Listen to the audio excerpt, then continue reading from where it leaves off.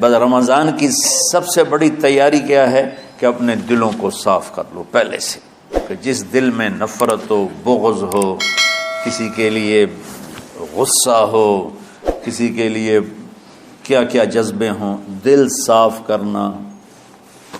ہمارے گھروں میں روزانہ جھاڑو ہوتا ہے، یہاں مدرسے میں روزانہ صفائی ہوتی کہ نہیں ہوتی؟ کیونکہ دنیا کی اصل گندگی ہے تو جھاڑو ہاتھ سے نہیں چھوٹ سکتا۔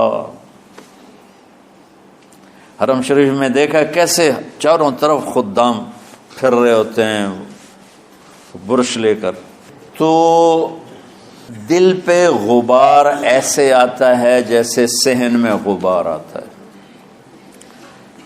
دل پہ گندگی ایسے آتی ہے جیسے صحن میں آتی ہے۔ تو ہم نے نظام بنایا ہوا ہے، لوگ وہ کر رہے ہیں، وہ روزانہ جھاڑو دیتے ہیں۔ تمہارا دل ایک آنگن ہے، ایک صحن ہے، اس میں بغض، نفرت، حسد، پتہ نہیں کیا کیا گندگیاں آئیں گی اور آتی رہیں گی۔ بچوں ایک کام کرو، جھاڑو پکڑ لو، صاف کرو۔ یا اللہ معاملہ تجھ سے کرنا ہے، لوگوں سے نہیں۔ کسی نے برا کہا، کسی نے غیبت کی، کسی نے گالی دی، کسی نے دھکا دیا، کسی نے حق مارا، کسی نے کچھ کیا، یا اللہ تیرے سپرد میں نے اپنے دل کو سب سے صاف کیا، میں نے اپنے دل کو سب سے صاف کیا۔ یہ اتنی بڑی عبادت ہے کہ بڑے بڑے نفلوں والے، تہجد والے، حج عمرے روزے والے تمہیں نہیں پکڑ سکیں گے، کیونکہ اس کا کرنے والا دنیا میں کوئی نہیں۔ نفل پڑھنے والے تو بے شمار ہیں، عمرے کرنے والے بے شمار ہیں، علماء بے شمار ہیں، حاجی بے شمار ہیں، سخاوت کرنے والے بے شمار ہیں، لیکن اس ٹکڑے کو صاف کرنے والا لاکھوں میں ایک بھی نہیں ہے۔ مشکل کام ہے، آپ یہ سیکھ لیں، صاف کرو، صاف کرو، صاف کرو۔ یہ رمضان کی سب سے بڑی تیاری اور علم کو حاصل کرنے کی سب سے بڑی چابی ہے کہ اپنے دل کو کھلا کر لو۔ کوئی چیز خالی ہوگی تو کچھ آئے گا۔ جس دل میں بغض بھرا ہو، نفرت بھری ہو، حسد بھرا ہو، کینہ بھرا ہو، اس میں خاک آئے، اس میں تو علم کی ایک کرن بھی نہیں آئے گی۔ اس زبان سے چاہے جتنے مرضی موتی بکھیرے، دل اس کا اندھا ہوگا۔ لا تعمى الابصار ولكن تعمى القلوب التي في الصدور۔ یہ آنکھوں سے اندھے نہیں، دل سے اندھے ہیں۔ تو بچوں اپنے دل کو صاف کرنا سیکھو۔ وہ کتنی مشہور حدیث ہے، آپ نے کہا اس دروازے سے ایک جنتی آ رہا ہے، تو ایک انصاری صحابی داخل ہوئے، جوتا ہاتھ میں، داڑھی میں وضو کا پانی۔ اگلے دن اس دروازے سے ایک جنتی آ رہا ہے، تو ایک صحابی آئے، ہاتھ میں جوتا، داڑھی میں وضو کا پانی، وہی صحابی۔ اگلے دن اس دروازے سے ایک جنتی آ رہا ہے، تو وہی صحابی 3 دن جنت کی بشارت لی۔ اس صحابہ کی جماعت میں ایک شخص ہیں جن کا نام ہے عبداللہ بن عمرو بن عاص۔ ان سے بڑا عبادت گزار صحابہ میں کوئی نہیں تھا، نہ سابقین میں، نہ متاخرین میں، نہ پہلوں میں، نہ بعد والوں میں۔ ان کی عبادت کیا تھی؟ ساری رات جاگنا، سارے دن کا روزہ، اور ایک ختم قرآن صبح سے شام تک۔ اتنی اللہ نے طاقت دی تھی۔ پھر وہی غلوب والی بات آ گئی، ایکسٹریم ہونے والی بات آ گئی۔ ان کی شادی والی رات حجلہ عروسی میں داخل ہو رہے ہیں، دلہن کے کمرے میں داخل ہو رہے ہیں، اور مصلی بچھا کے اللہ اکبر، اور دیر نفل تے نفل، دیر نفل تے نفل۔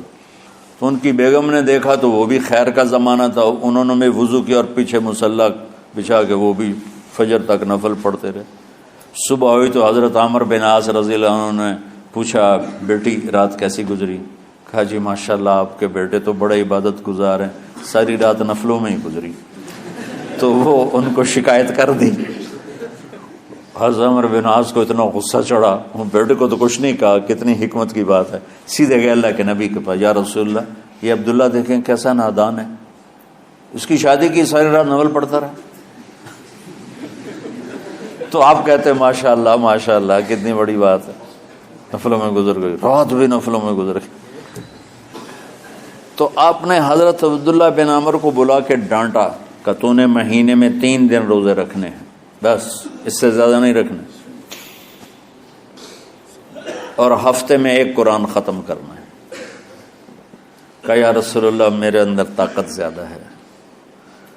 پھر اچھا 15 دن روزے رکھنے، کہ نہیں میرے اندر طاقت زیادہ ہے۔ آپ اس کو تھوڑا تھوڑا کر کے گھٹاتے رہے، اور وہ ہر دفعہ نہیں یا رسول اللہ میرے اندر طاقت زیادہ ہے۔ تو آخر میں آپ نے کہا اچھا چلو 100 داؤدی پہ آ جاؤ، 1 دن روزہ رکھو، 1 دن افطار کرو، اور 3 دن سے پہلے قرآن ختم نہیں کرنا۔ تو آپ نے اس کو پیچھے کیا۔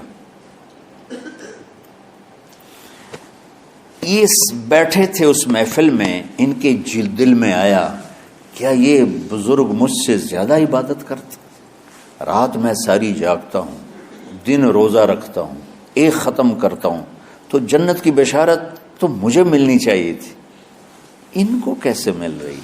یہ کسی کتاب میں نہیں لکھا کہ یہ ان کا جذبہ تھا، لیکن جو کہ میں ان کی سیرت کو جانتا ہوں تو مجھے خیال آتا ہے کہ ان کی نفسیات میں یہ بات آئی ہوگی، چونکہ صرف انہیں کو خیال آیا کہ میں جا کے دیکھتا ہوں کہ یہ بزرگ کیا کرتے ہیں۔ تو ان کے پاس پہنچ گئے، چاچا ذرا، وہ ادھیڑ عمر تھے، چاچا وہ میرے ابا تھوڑے ناراض ہیں، تو کچھ دن آپ کے پاس گزارنا کا، بیٹا بسم اللہ آ جاؤ۔ اب رات ہوتے ہی عشاء کی نماز پڑھ کے انہوں نے جلدی سے چادر اوپر لی اور یوں سراغ کر کے ان چاچے کو دیکھنے لگے ایسے کر کہ اب یہ کیا ساری رات سجدہ کرے گا، اور ساری رات روتے روتے روتے روتے مصلی گیلا ہو جائے گا، یا ساری رات رکوع کرے گا، ساری رات قیام کرے گا، ساری رات قرآن پڑھے گا، اس تصور سے یوں دیکھ رہے۔ اور وہ بزرگ صحابی تشریف لائے، سرانے پہ سر رکھا، اللہم بسمک اموت و احیا، ہو گئے۔ اب یہ دیکھ رہے ہیں ابھی اٹھیں گے، ابھی اٹھیں گے، ابھی اٹھیں گے، اٹھے نا، فجر کی اذان پہ اٹھے۔ اب یہ تو حیران پریشان ہو گئے کہ یہ کیا ہو؟ اس زمانے میں تو منافق تہجد نہیں چھوڑتے تھے ڈر کے مارے کہ پتہ نہ چل جائے ہمارے کفر کا۔ تو یہ چاچا جنت بھی لے گیا تو ستا بھی پیا کہ چلو کل دیکھوں گا۔ اگلی رات پھر چادر سر پہ کر کے اور یوں سوراخ کر کے لیٹے ہوئے اور دیکھ رہے۔ چاچا پھر تشریف لے اور سرانے پہ سر رکھا، اللہم بسمک اموت و احیا، ہو گئے۔ فجر کی اذان پہ اٹھے، یہ اور پریشان ہو گئے کہ میرا نبی کا فرمان تو سچا ہے، اس میں تو شک بھی کفر ہے، لیکن عمل کیا ہے جس پر اس کو جنت کی بشارت ملی؟ 2 رکعت نفل بھی نہیں۔ اور آج کے دور میں تم میں سے ماشاءاللہ اکثر بچے تہجد پڑھتے ہیں کہ 1 رات اور دیکھوں گا، تیسری رات اللہم بسمک اموت و احیا، ہو گئی ساری رات۔ تو تیسری رات پھٹ پڑے عبداللہ بن عمر، کہنے گے چاچا میری ابا سے کوئی لڑائی نہیں تھی، 3 دن میں تیرے بارے میں سنتا رہا، جنتی جنتی جنتی۔ میں دیکھنے آیا تھا کہ آپ کیا کرتے ہیں، آپ تو کچھ بھی نہیں کرتے ہو، ساری رات سوتے رہتے ہو، اب کیا کرتے ہو؟ انہوں نے کہا بیٹا یہی ہے جو تم نے دیکھا ہے۔ اب ان کو سمجھ میں نہیں آ رہا کہ یہ جوڑ کیسے بٹھاؤں، ادھر جنت کی بشارت، ادھر ساری رات خراٹے، اب یہ اس میں جوڑ کیسے بٹھاؤں، کیونکہ نبی کی بات تو غلط ہو نہیں سکتی۔ تو اب وہ نا ایسے نا بڑے بے دل سے ہو کر واپس مڑے، پتہ نہیں کی چکر ہوئے گی کوئی گل۔ جب وہ دروازے تک پہنچے تو کہنے لگے بیٹا ادھر آنا، واپس آ گئے۔ کہا میں تمہیں اصل راز کی بات بتاتا ہوں۔ کہا کیا ہے کیا ہے؟ تو یہاں ہاتھ رکھا، کہا یہ جو دل ہے نا اس میں کسی انسان کی نفرت نہیں۔